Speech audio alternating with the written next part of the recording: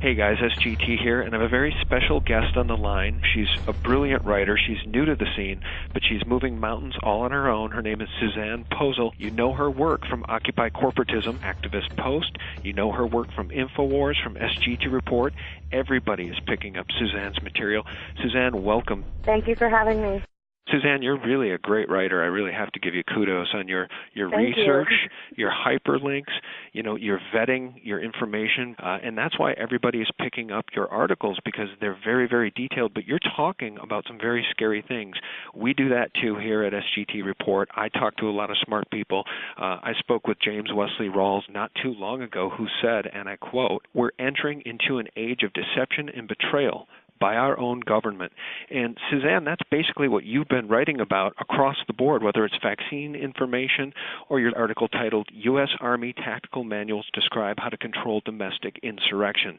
Why don't you let people know why you wrote that and what it means? I wrote that because there's a bunch of articles that have come out. It started with Rex 84, and it's turned into a bunch of manuals and a bunch of executive orders that put in place martial law. And the military likes to perform war games, so that's why we're seeing military on the streets practicing. They are actually practicing. The tanks that we see on the streets and the National Guard patrolling neighborhoods and the practices that they're doing with our local police department, this is all in preparation for martial law, so that when they do actually lock down the country, they've got everything secured. People that don't run in these circles and to whom this information is new, Suzanne, they love to say that we're all conspiracy tinfoil hat-wearing nuts because we still live in a republic. But I think what we're starting to see, for anybody who is objective at all, is we're seeing a totalitarian system now unveil itself. And ever since essentially 9/11 happened, it's been more and more of these draconian measures that are leading us right down the road to martial law. What do you think will be the cause of the declaration of martial law? Will it be a financial collapse or something altogether different? We've seen a lot of false flags. What do you think would be the cause of martial law? Well, I had written an article earlier this week from a U.S. Marine informant and also a Deutsche Bank informant. And in 2008, we should have collapsed. We should have gone the way of Greece. The only reason why we didn't was because the global elite and the banking cartels put it off on the Eurozone and collapsed the Eurozone in order to gain sovereign debt. Sovereign debt is when you actually own the physical land. You don't just own the buildings, you don't just own the people and the money. They're extracting wealth so that the only thing that the governments will have left to give them is the actual land that they own. While they're doing this, they're amassing this wealth in order to redirect it toward martial law endeavor, and not just in America, but globally. They want to lock down every country and force us into global governance, eventually force us into a global reserve currency that is like the Bancor that the IMF has been pushing. So in 2008, when Hank Paulson went to the Congress and said that they had to bail out the banks for $700 billion or martial law would be declared, they weren't lying. They went ahead and passed that, and they gave this money to the Chinese. But the Chinese, since then, have been backing their currency, their fiat currency, in gold. And China's been doing this, India's been doing this, and Russia's been doing this. Okay. So this is just to confirm that I'm here trying to make a mortgage payment in cash. I have $1,380 sitting in front of me. For a $1,371 mortgage payment, and Bank of America is rejecting a cash payment of my mortgage, sir, here in Lakeport, California. Is that correct?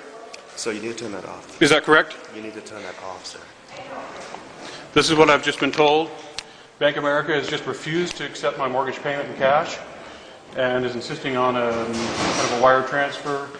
Apparently, in America, cash does not pay the mortgage anymore, is what I'm being told today in Lakeport. If you go back in history, the reason why we went after Gaddafi was because he was presenting the dinar, which was a gold-backed currency that he was getting together with other countries like in Africa.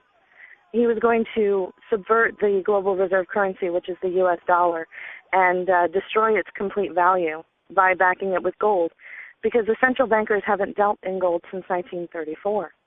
So in order to avoid all of this, the central bankers are going after Iran right now, and that's what this war is about, to try and stop India and China and Russia from buying Iranian oil with gold. Because if they destroy the global reserve currency, which is the U.S. dollar, then what we're going to have is we're going to wake up one morning and we're going to be like Greece.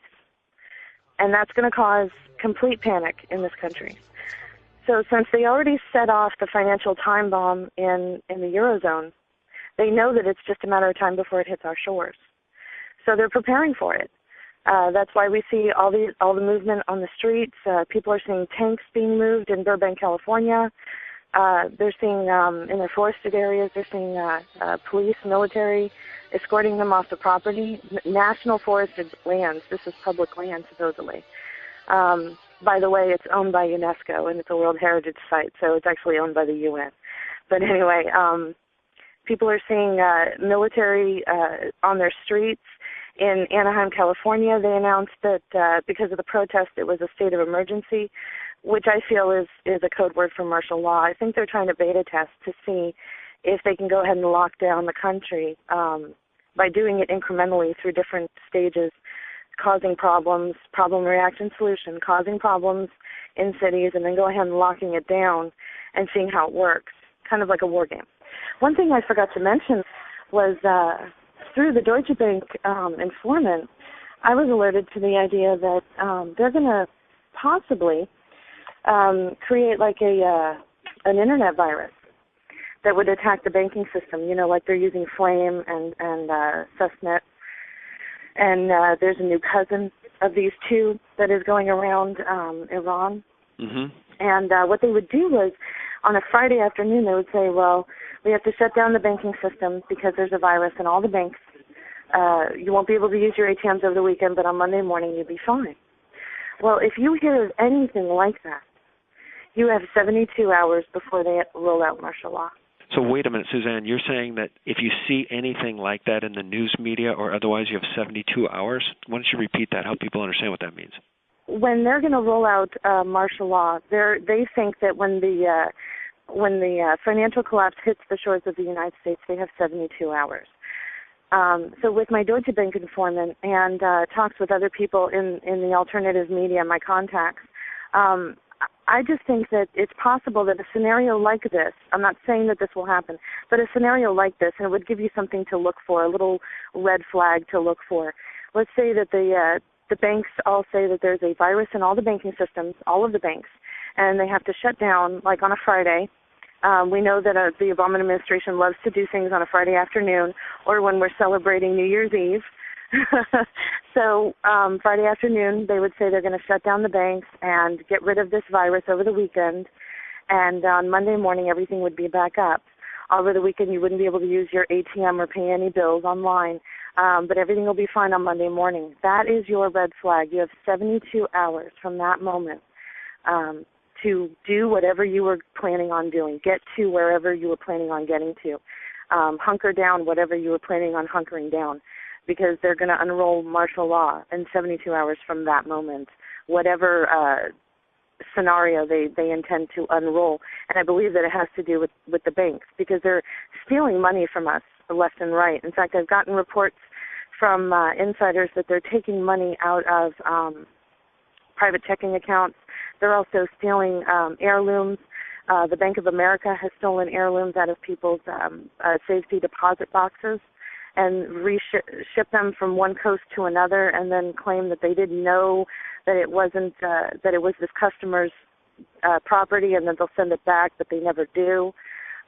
They're trying to squeeze out as much money as possible. And with MF Global and John Corzine, that was a beta test to see if they could take secured customer funds and get away with it, and they did. They're coming for our private checking accounts next. They're looking for as much money as they can to fund this not only domestic but global police state. So like I said, if you hear of anything with the banking industry, and I personally think it might be a a false flag with an internet virus or a virus in the banking systems as far as their computers go, then you have 72 hours from that time to go ahead and do what you were planning on doing.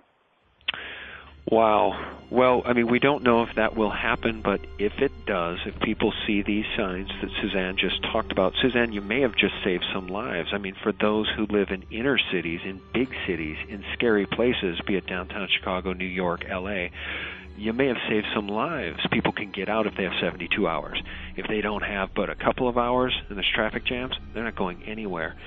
That's really frightening information. Let me ask you this. In your article from earlier this week, titled DHS and U.S. Military Make Final Preparations Before Announcing Martial Law, about 6 paragraphs down you wrote, the acquisition of armory by the DHS and contracts for bulletproof glass for checkpoint booths to be positioned strategically throughout the nation on public highways have heightened awareness that the U.S. government is preparing for a well-planned domestic military action.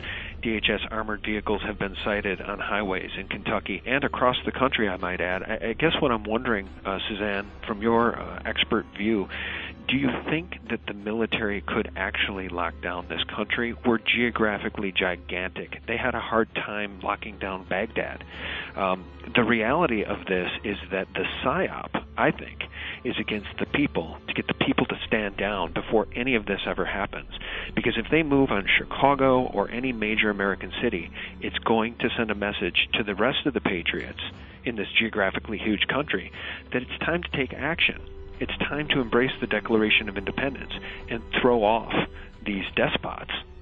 What do you make of what I'm saying here? What do you think the reality is of them being able to lock down this country in any sort of martial law capacity?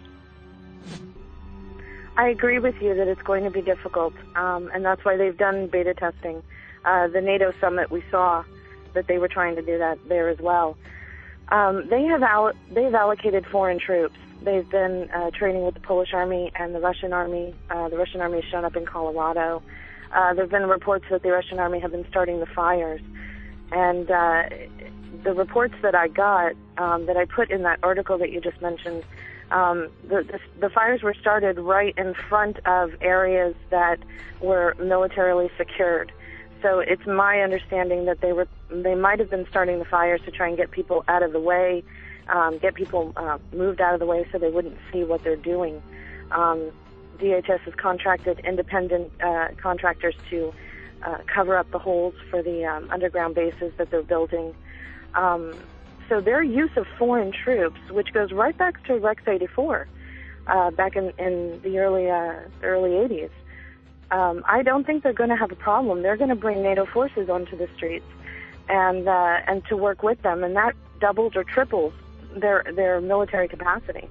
I think they're going to definitely try this. I think they're going to use foreign troops along with them. The foreign troops also serve 2 purposes. They're extra security, and also if something does happen, well, they can blame it on the foreign troops. You know, they can say, oh my God, the Polish army was here. Oh, the Russians were doing this. We should go and get the Russians now. Yeah, I think what this government is now doing with these false flags with what I'm calling these false flags that we saw in Aurora and in Wisconsin, is they're doing their level best before martial law happens to disarm the people. What do you make of what I just said there, and what do you make of what I'm calling false flags in Aurora and Wisconsin, Suzanne? They are definitely false flags. James Holmes had ties all the way going back to his grandfather with DARPA and mind control techniques, and he was studying mind control. He worked with the Salk Institute on mind control and flicker fusion, which is where they insert images into the screen while you're watching television or even on a website, and it moves so fast that only your subconscious picks it up. In Aurora, his apartment was booby-trapped with homemade bombs. And the Pentagon has just come out and said that a lot of people homegrown terrorists are building these homemade bombs. And so they're asking Congress to relax posse comitatus in order to respond to this, to allow military